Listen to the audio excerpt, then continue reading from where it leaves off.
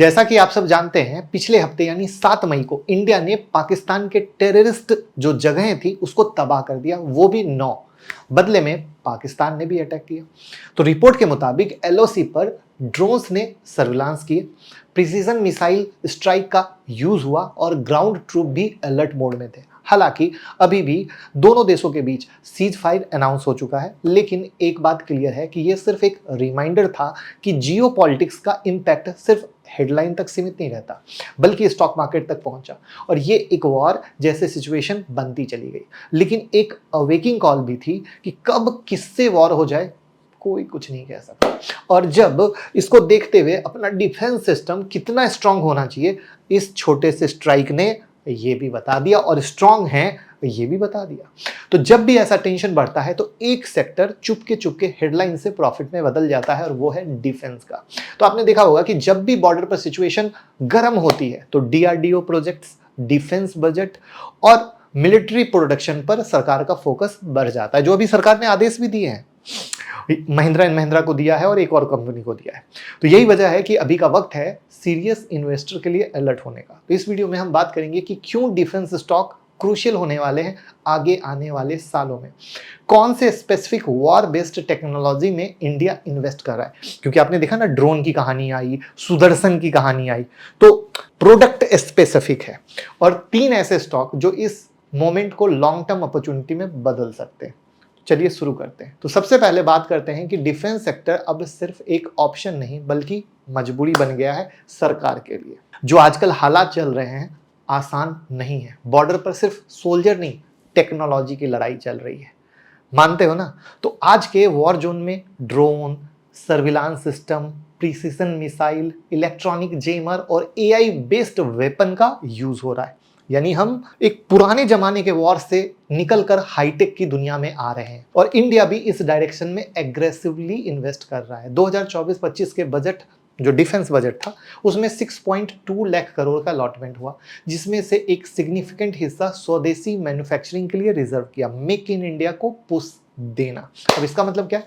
Simple, जो company drones, missile, radar system और war logistic में काम कर रही है, उनका डिमांड नेक्स्ट डिकेड तक भैया बढ़ने वाला है। और इसलिए ड्रोन स्टॉक आज सिर्फ एक short term news based opportunity नहीं है, बल्कि एक स्ट्रेटेजिक लॉन्ग टर्म इन्वेस्टमेंट बन चुके हैं।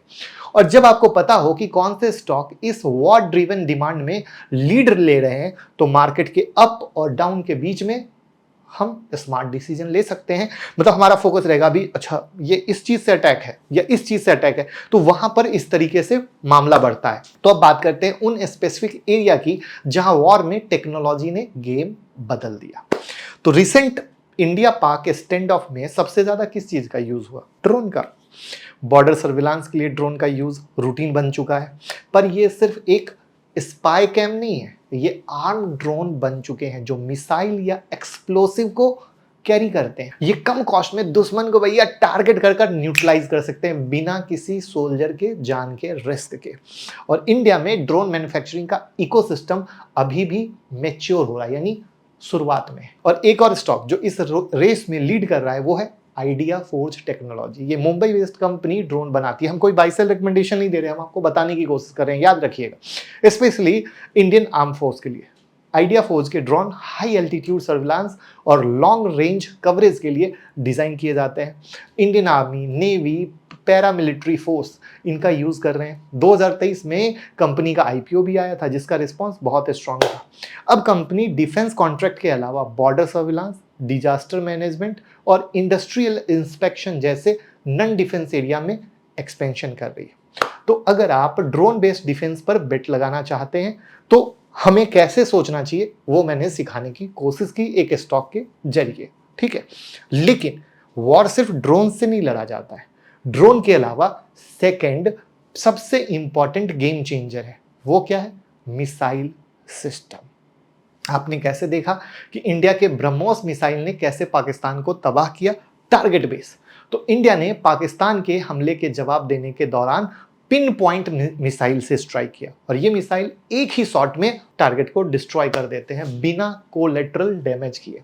मिसाइल प्रोग्राम जैसे ब्रह्मोस, आकाश, प्रलय अब सरकार के टॉप प्रायोरिटी लिस्ट में है। लेकिन एक इंटरेस्टिंग एंगल ये है कि मिसाइल बनाने वाली कंपनी के अलावा मिसाइल कंपोनेंट बनाने वाली कंपनी भी साइलेंट विनर है। समझ में आया? हम हमेशा हीरो देखते हैं, साइड हीरो नहीं देखते, और साइड हीरो कई बार बहुत अच्छा रिटर्न देता है। यानी वो कंपनी जो मिसाइल कंपोनेंट बनाती है वो एक स्ट्रॉन्ग भैया हीरो प्लेयर है डिफेंस सेक्टर के बढ़ते डिमांड में। तो कौन सी कंपनी है जो मिसाइल के कंपोनेंट बनाती है? तो यहां एक नाम आता है भारत डायनेमिक्स लिमिटेड, यानी BDL का। अगेन बाय सेल एडवाइस नहीं है, कैसे सोचा जाता है वो सिखा रहे हैं। BDL डायरेक्टली मिसाइल मैन्युफैक्चर करता है। ये कंपनी आकाश वेपन सिस्टम बनाती है जो एक short range surface to air missile system है। इसकी रेंज 4.5 किलोमीटर से 25 किलोमीटर तक होती है और यूज सेंसिटिव एरिया और इंपॉर्टेंट जो लोकेशन है उस पर एरियल स्ट्राइक से बचाने के लिए किया जाता है। तो BDL DRDO के साथ मिलकर आकाश, अस्त्र, एंटी-टैंक मिसाइल जैसे वेपन बनाता है। BDL का ऑर्डर बुक लगातार स्ट्रांग है और कंपनी एक्सपोर्ट अपॉर्चुनिटी भी तलाश रही है। आपको पता है ना कि अब हम लोग सिर्फ यही नहीं बना रहे हैं, एक्सपोर्ट भी कर रहे हैं और सरकार का भी फोकस है। न्यू ऑर्डर 6,668 करोड़ तक पहुंच गया है और 1 अप्रैल 2025 तक कंपनी का टोटल ऑर्डर बुक 22,700 करोड़ तक पहुंच चुका है। अब यहीं पर मिसाइल से रिलेटेड एक दूसरा इंटरेस्टिंग नाम है जो है MTR टेक्नोलॉजी।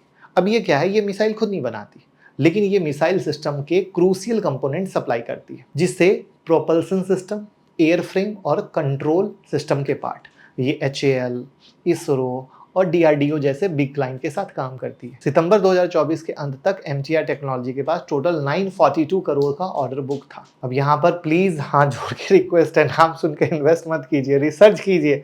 मैं आपको अप्रोच बताता हूँ, तरीका बताता हूँ, है ना, जिससे आप सीखें और समझिए। डीमेट अकाउंट का लिंक डिस्क्रिप्शन में ओपन कर लीजिए। क्रिप्टो भी आप ओपन कर सकते हैं, गूगल फॉर्म भर दीजिएगा तो संडे को सेशन होता है वो मिलेगा, राइट, है ना। और अगर आप और एक्स्ट्रा लर्निंग चाहते हैं तो यूट्यूब मेंबरशिप ज्वाइन कर लीजिएगा, जहां हर हफ्ते वीडियो आती है जो आपकी लर्निंग को, इन सब मार्केट कंडीशन को, इन्वेस्टमेंट के ऑप्शन को बहुत अनदर लेवल पे लेके जाता है।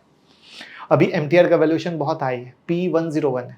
तो अगर आप डायरेक्टली मिसाइल मैन्युफैक्चरिंग पे बेट करना चाहते हैं तो BDL, अगर आप इनडायरेक्टली करना चाहते हैं तो MTR टेक्नोलॉजी। तो ऐसे सोचते हैं। अब तीसरा नाम जो मिसाइल और डिफेंस सेगमेंट दोनों को कवर करता है वो है सोलर इंडस्ट्री लिमिटेड का।